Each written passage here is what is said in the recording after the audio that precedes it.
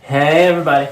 Hi, and welcome to Just Between You and Me. I'm Michelle. And I'm Michael, and today we are going to talk about empathy. Specifically, we're going to explore what we experience as empathy. Mm-hmm.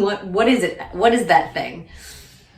Yeah, so empathy for me is kind of like an obvious unknown right now. So that is to say, I know what I know about it, and I know that like while it feels so obvious and basic, it also feels so like nebulous in a way. Like it's one thing to know it, it's another thing to figure out how to do it in the connection. Got it. That's what I mean, yeah. Got it. So, I mean, obviously, maybe not so obvious, but obviously empathy is feeling for another person, being able to put yourself in their shoes, being able to receive them, what they're saying, and the energy behind what they're saying, and really feel it.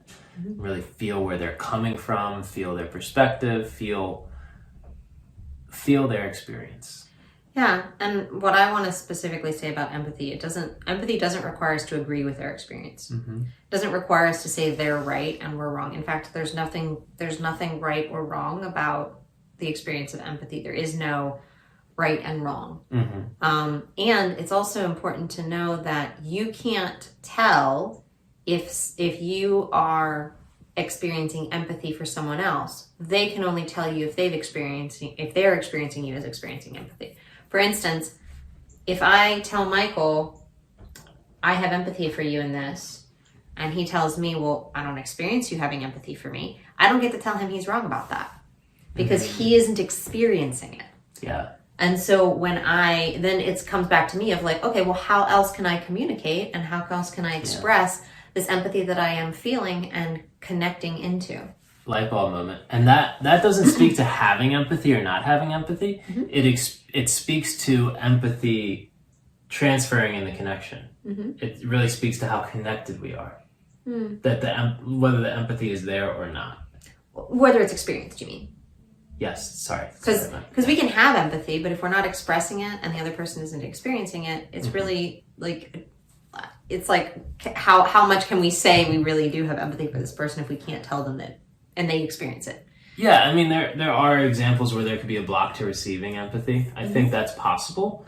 And there's still the compassion in figuring out, and the choice to figure out how to communicate it to them. Yeah. And I think that there is always an experience that you can create empathy with the other person and you can create connection. But it's really about, for me, it's really about focusing on them more than my own feelings and focusing on them more than my own need in that moment. That's been a key for me to learn, is like, because a lot of times the uniqueness I experience in our connection is the times when you need empathy is the times where you're talking about something that triggers me too. So how to give empathy, how to communicate empathy when I'm triggered is like quite literally that means put my needs, it's not suppress them, hold them inside me, but also like don't come from them, come from my heart that's always there no matter what trigger comes up, and come from my compassion to really create empathy and communicate that to you. Yeah, it's like putting that trigger on pause for a moment to get to a clearer space together, yeah. And then there's room to bring that trigger back up if it's still there. Yeah, of course. Yeah, absolutely. And so I think for us what empathy really is it's the experience between two people that they're understood. Specifically, it's the experience of one person feeling understood by another and feeling connected to by another. Yeah. And that may or may not mean that the person expressing that feels empathy. So like you could feel empathy and not be able to express it to the other person and them not understand it. But I think the act of empathy actually is created between two people that is important here. That it's like, in order for empathy to be experienced, it does have to be traded back and forth, and it does have to be like there has to be a synergy between the two created. You can't just say, well, I'm experiencing empathy for you, I'm sorry you don't feel it. Like that doesn't work. There's a degree of taking up space here too for the listener, because I've defaulted to so much listening that I don't communicate what empathy I experience. That's been a downfall as well. So I want to speak to that, the idea of taking up space, which quite literally can mean an interruption. Creating space to be like, whoa, let me see if I understand you. Or what I'm hearing you say is, or it seems like what you have been experiencing is, and that's been hard for you, or that's been challenging for you, or that's created this experience for you.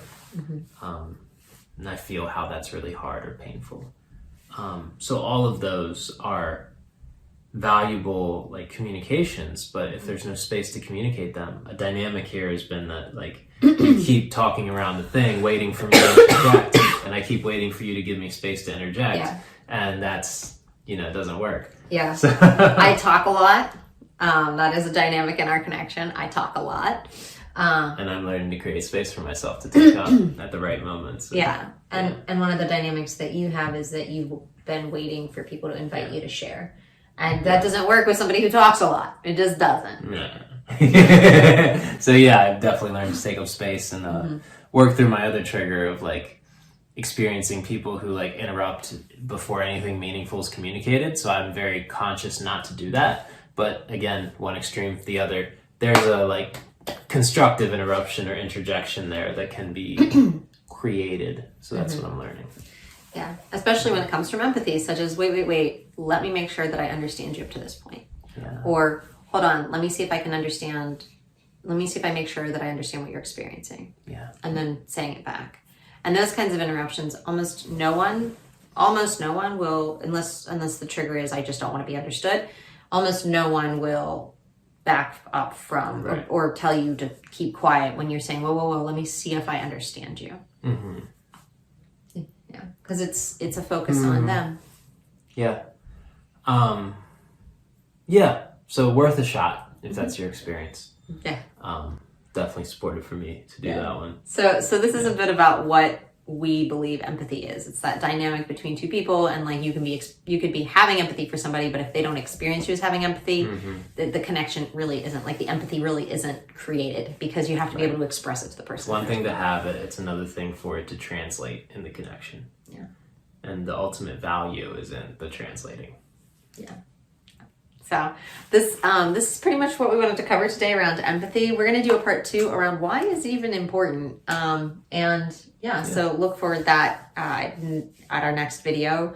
And if you have any comments if you have anything that you'd like to leave us in the comment section down below, if you want to contact us via any of our social media, that's in the description section down below. Don't forget to like, share, subscribe, and thank you all for watching us today on Just Between You and Me. I am Michael. And I'm Michelle, and we'll see you next time. Mwah.